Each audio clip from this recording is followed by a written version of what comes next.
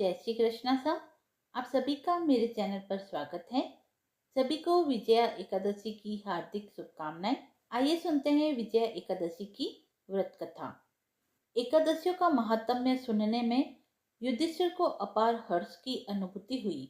जया एकादशी की कथा का श्रवण रस पाने के बाद युधिष्ठिर ने कहा, हे पुंडरीकाक्ष, फाल्गुन मास के कृष्ण पक्ष की एकादशी का क्या नाम है तथा उसके व्रत का क्या विधान है? कृपा करके मुझे इसके संबंध में विस्तार पूर्वक बतलाइए। श्री कृष्ण ने कहा, हे युधिष्ठिर, फाल्गुन मास के कृष्ण पक्ष की एकादशी का नाम विजया है। इसके व्रत के प्रभाव से मनुष्य को विजय श्री की प्राप्ति होती है। इस विजय एकादशी के महात्म्य के श्रवण व पठन से सभी पापों का नाश हो जाता है। भगवान श्री कृष्ण बोले, युधिष्ठिर, एक बार नारद जी ने कमल के आसन पर विराजमान होने वाले ब्रह्मा जी से प्रश्न किया, सुरश्रेष्ठ, फाल्गुन के कृष्ण पक्ष में जो विजया नाम की एकादशी होती है, कृपा करके उसके पुण्य का वर्णन कीजिए। ब्रह्मा जी ने कहा, नारद सुनो, मैं एक उत्तम कथा सुनाता हूँ जो पापों का हरण करने वाली है। यह व्रत बहुत ही प्राचीन, पवित्र और पापनाशक है। यह विजया नाम की एकादशी राजाओं को विजय प्रदान करती है, इसमें तनिक भी संदेह नहीं है। पूर्व काल की बात है। भगवान श्री रामचंद्र जी 14 वर्षों के लिए वन में गए और वहां पंचवटी में सीता तथा लक्ष्मण के साथ रहने लगे। वहां रहते समय रावण ने चपलतावश विजया आत्मा श्री राम की तपस्विनी पत्नी सीता को हर लिया। उस दुख से श्री राम व्याकुल हो उठे। उस समय सीता की खोज करते हुए वे वन में घूमने लगे।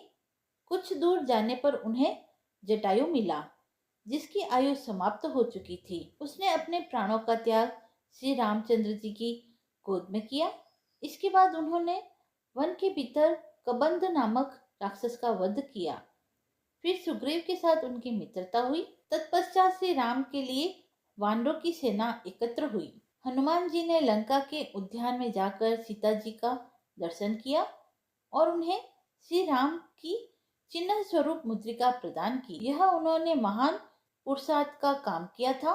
वहां से लौटकर वे श्री रामचंद्र जी से मिले और लंका का सारा समाचार उनके सामने निवेदन किया।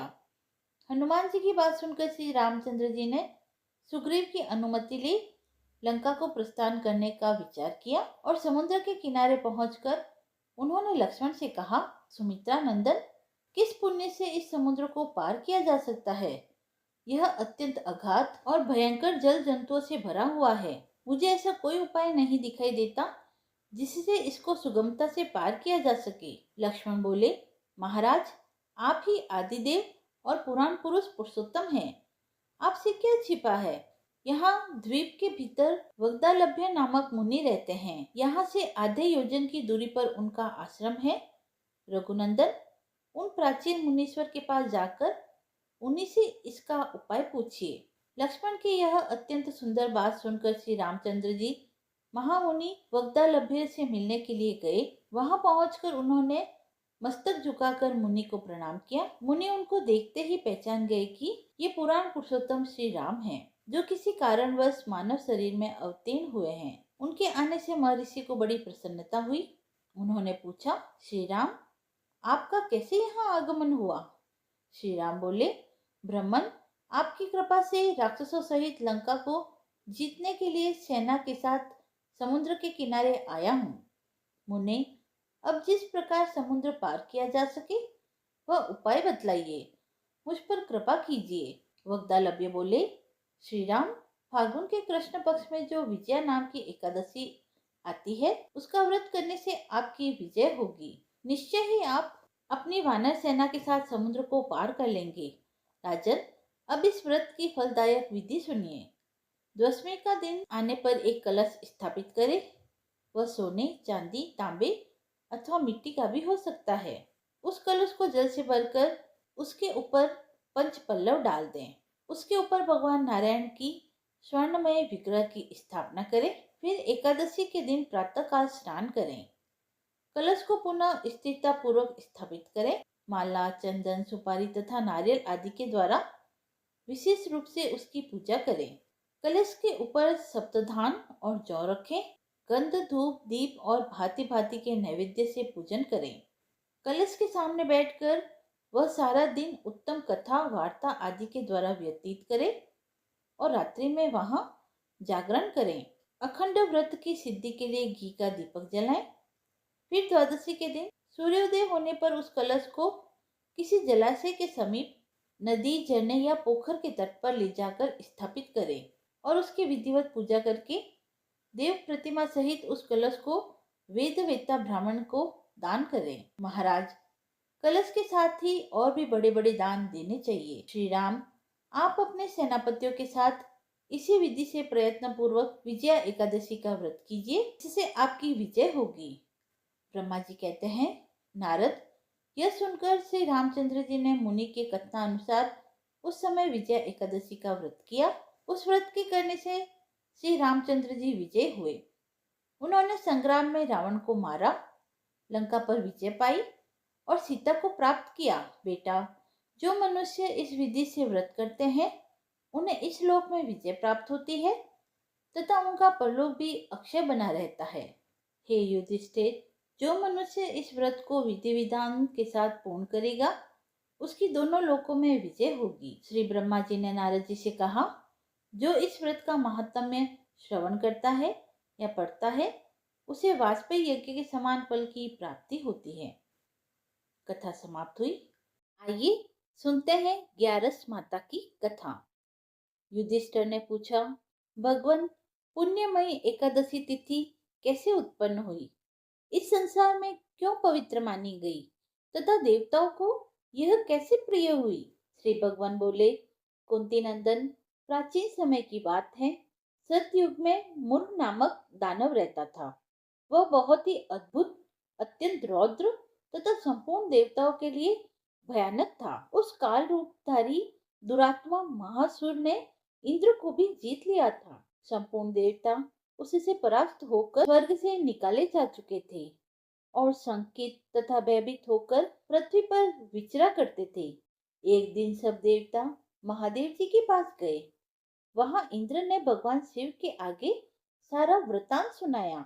इंद्र बोले, महेश्वर, ये देवता स्वर्ग लोक से भ्रष्ट होकर पृथ्वी पर विचर रहे हैं। मनुष्यों में रहकर इनकी शोभा नहीं होती। देव, कोई उपाय बतलाइए।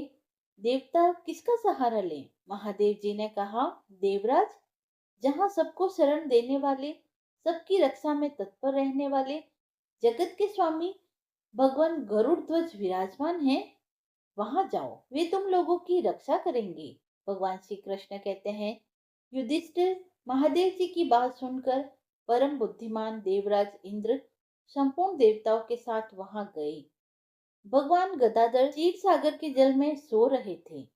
उनका दर्शन करके इंद्र ने हाथ जोड़कर उनकी स्तुति प्रारंभ की। बोले, देव देवेश्वर, आपको नमस्कार है। देवता और दानव दोनों ही आपकी वंदना करते हैं। मधुसूदन, हम लोगों की रक्षा कीजिए। जगन्नाथ, संपूर्ण देवता मूर नामक दानव से भयभीत होकर आपकी शरण में आए हैं। भक्तवत्सल, हमें बचाइए। देव देवेश्वर, हमें बचाइए। जनार्दन, हमारी रक्षा कीजिए, रक्षा कीजिए। दानों का विनाश करने वाले कमल नयन, हमारी रक्षा कीजिए। प्रभु, हम सब लोग आपके समीप आए हैं, आपकी ही शरण में आ पड़े हैं। भगवान, शरण में आए हुए देवताओं की सहायता कीजिए। देव, आप ही पति, आप ही कर्ता और आप ही कारण हैं। आप ही सब लोगों की माता और आप ही इस जगत के पिता हैं। भगवान, देव देवेश्वर, शरणागत वत्सल, देवता भयभीत होकर आपकी शरण में आए हैं।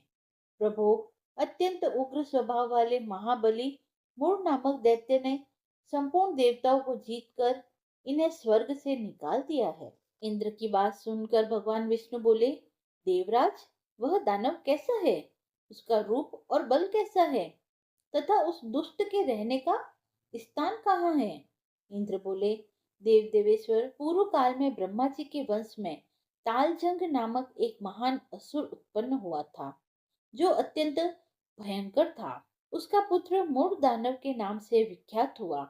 वह भी अत्यंत उत्कट, महापराक्रमी और देवताओं के लिए भयंकर है। चंद्रावती नाम से प्रसिद्ध एक नगरी है, उसी में स्थान बनाकर वह निवास करता है। उस दैत्य ने समस्त देवताओं को परास्त करके स्वर्ग लोक से बाहर कर दिया है। उसने एक दूसरे ही इंद्र को स्वर्ग के सिंहासन पर बैठाया है। अग्नि, चंद्रमा, सूर्य, वायु तथा वरुण भी उसने दूसरे ही बनाए हैं। जनार्दन, मैं सच्ची बात बता रहा हूँ, उसने सब कोई दूसरे ही कर लिए हैं। देवताओं को तो उसने प्रत्येक स्थान से वंचित कर दिया है। इंद्र का कथन सुनकर भगवान जनार्दन को बड़ा क्रोध आया। वे देवताओं को साथ लेकर चंद्रावती पुरी में गए। देवताओं ने देखा दैत्यराज बारंबार गर्जना कर रहा है। उससे परास्त होकर संपूर्ण देवता दसों दिशाओं में भाग गए। अब वह दानव भगवान विष्णु को देखकर बोला, खड़ा रह, खड़ा रह। उसकी ललकार सुनकर भगवान के नेत्र क्रोध से लाल हो गए। वे बोले, अरे दुराचारी दानव, मेरी इस भुजाओं को देख। यह कहकर विष्णु भगवान ने अपने दिव्य बाणों से सामने आए हुए दुष्ट दानवों को मारना आरंभ किया। दानव भय से विलव हो उठे। पांडुनंदन, तत्पश्चात श्री विष्णु ने दैत्य सेना पर चक्र का प्रहार किया। उससे छिन्न भिन्न होकर सैकड़ों योद्धा मौत के मुंह में चले गए। इसके बाद भगवान मधुसूदन बद्रिका आश्रम को चले गए। वहां सिंहवती नाम की गुफा थी, जो 12 योजन लंबी थी। हे पांडुनंदन, उस गुफा में एक ही दरवाजा था। भगवान विष्णु उसी में सो रहे थे। दानव मूर भगवान को मार डालने के उद्योग में लगा हुआ था। वह उनके पीछे लगा रहा। वहां पहुंचकर उसने भी उसी गुफा में प्रवेश किया। वहां भगवान को सोते देख उसे बड़ा हर्ष हुआ। उसने सोचा, वह दानवों को भय देने वाला देवता है, अतः निसंदेह इसे मार डालूं। युधिष्ठिर, दानव के इस प्रकार विचार करते ही भगवान विष्णु के शरीर से एक कन्या प्रकट हुई, जो बड़ी ही रूपवती, सौभाग्यशालिनी तथा दिव्य अस्त्र शस्त्रों से युक्त थी। वह भगवान के तेज के अंश से उत्पन्न हुई थी।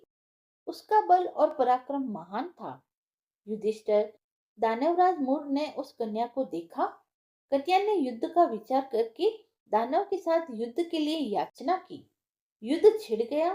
कन्या सब प्रकार की युद्ध कला में निपुण थी। वह मूर नामक राक्षस, महान असुर, उसके हुंकार मात्र से राख का ढेर हो गया।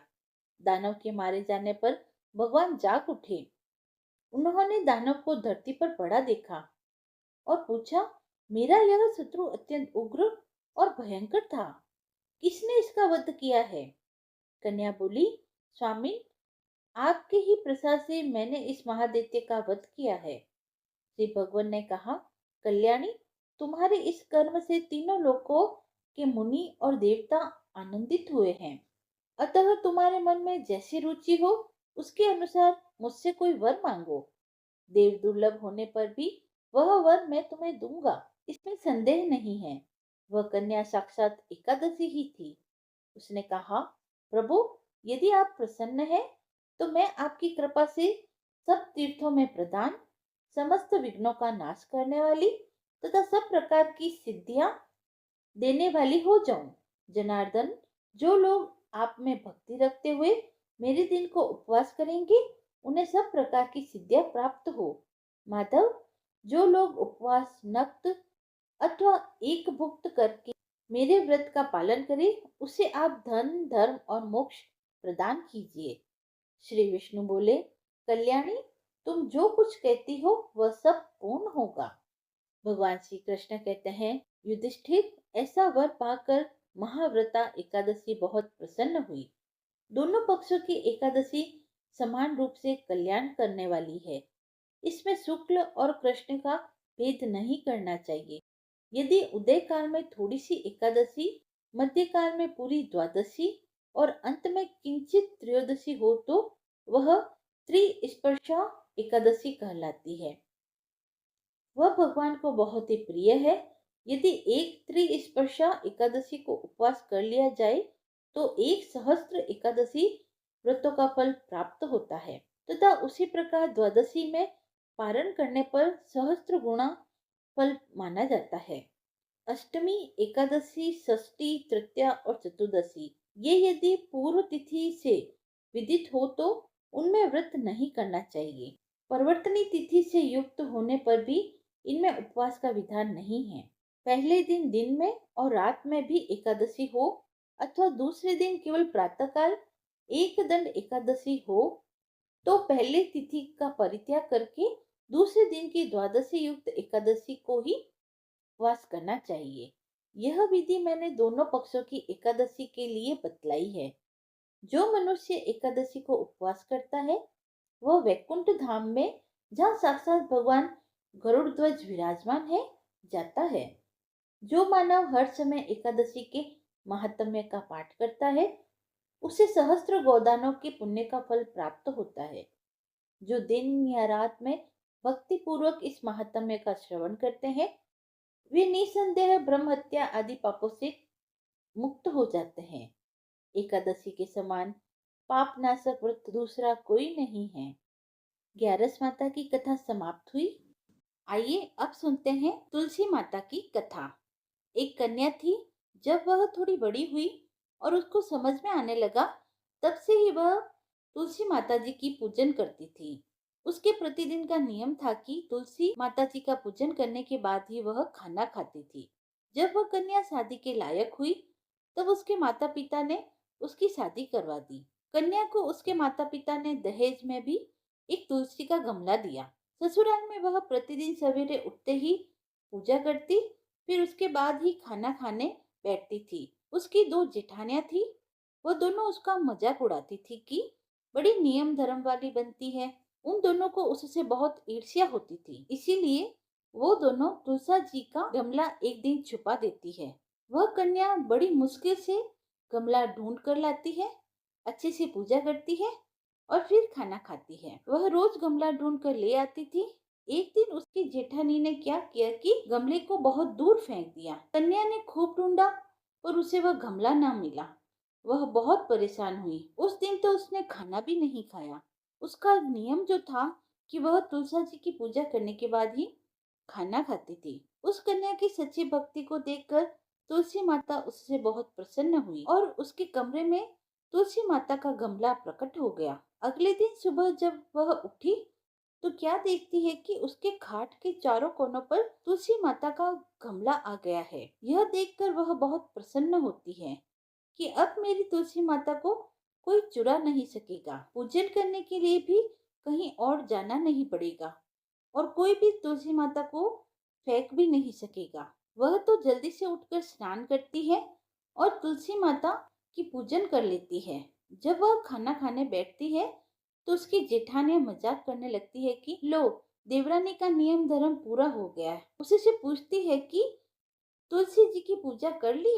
देवरानी धीरे से बोलती है, हाँ कर ली। जेठानियां बोलती है, कहाँ से कर ली पूजा? गमला तो फेंक दिया था। देवरानी कहती है कि देख लो, मेरे कमरे में खाट पर तुलसा जी लग रही है। जेठानियां बहुत शर्मिंदा होती है और बोलती है, देवरानी तेरी भक्ति सच्ची है, हमने तुझे बहुत परेशान किया, हमें माफ कर देना। देवरानी उन्हें माफ कर देती है। हम भी तुलसी माता से यही प्रार्थना करते हैं कि हे तुलसी माता, जैसी कृपा आपने उस देवरानी पर करी वैसी ही कृपा हम पर भी बनाए रखना। अब सुनते हैं गणेश जी की कथा। हिंदू धर्म में प्रथम पूज्य भगवान गणेश जी की पूजा हर शुभ कार्य से पहले की जाती है। गौरीपुत्र गणेश जी को विघ्नहर्ता के रूप में भी जाना जाता है, लेकिन अपने ही एक दंत और लंबोदर स्वरूप के कारण उनके विवाह में कई कठिनाइयां आई थी। तो आइए जानते हैं इसके पीछे की रोचक कथा क्या है। भगवान गणेश का सिर हाथी का वह एक दांत टूटा था, इसीलिए कहा जाता है कि उनका विवाह नहीं हो पा रहा था। पौराणिक मान्यताओं के अनुसार कोई भी कन्या उनसे विवाह करने के लिए तैयार नहीं थी। अपना विवाह न होता देख भगवान गणेश उदास रहने लगे। वह जब भी किसी दूसरे देवता के विवाह में जाते तो उन्हें बड़ा दुख होता, उनके मन को ठेस पहुंचती। कहा जाता है कि इस वजह से गणेश जी ने दूसरे देवताओं के विवाह में विघ्न डालना शुरू कर दिया और इस काम में उनका वाहन मूषक उनकी सहायता करता था। गणेश जी का वाहन मूषक उनके आदेश पर देवताओं के विवाह मंडल को नष्ट कर देता था, जिससे उनके विवाह में अड़चने पैदा होने लगती थी। गणेश जी और मूषक की इस मिली भगत से सारे देवता परेशान हो गए और अपनी समस्या लेकर गणेश जी के पिता भगवान शिव जी के पास पहुंचे, लेकिन वहां भी उनकी समस्या का समाधान नहीं हुआ।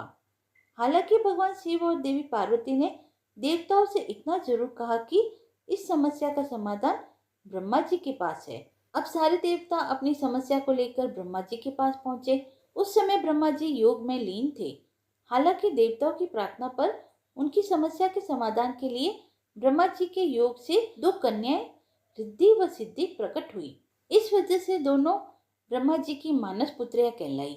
अब अपनी दोनों पुत्रियों को लेकर ब्रह्मा जी गणेश जी के पास पहुंचे और उनसे कहा कि आपको मेरी दोनों पुत्रियों को शिक्षा देनी होगी। इसके लिए गणेश जी तैयार हो गए। दोनों की शिक्षा प्रारंभ हो गई। इस दौरान जब भी मूषक किसी देवता के विवाह की सूचना देने गणेश जी के पास आता तो रिद्धि और सिद्धि उनका ध्यान भटकाने के लिए कोई ना कोई प्रसंग छेड़ देती थी। इससे देवताओं का विवाह निर्विघ्न पूर्ण होना शुरू हो गया। एक दिन गणेश जी को यह सारी बातें पता चल गई। रिद्धि व सिद्धि की वजह से देवताओं का विवाह बिना किसी रुकावट से संपूर्ण हो रहा है। इससे गणेश जी बहुत क्रोधित हुए। उसी समय ब्रह्मा जी वहां प्रकट हुए। वह गणेश जी से कहने लगे कि मैं अपनी दोनों पुत्रियों रिद्धि व सिद्धि का विवाह किसी योग्य वर से करना चाहता हूँ। आपसे ज्यादा योग्य वर और कौन हो सकता है? क्या आप मेरी दोनों पुत्रियों से विवाह करेंगे? इस पर भगवान गणेश प्रसन्न हो जाते हैं। वह भगवान गणेश का विवाह धूमधाम से रिद्धि व सिद्धि के साथ हो जाता है।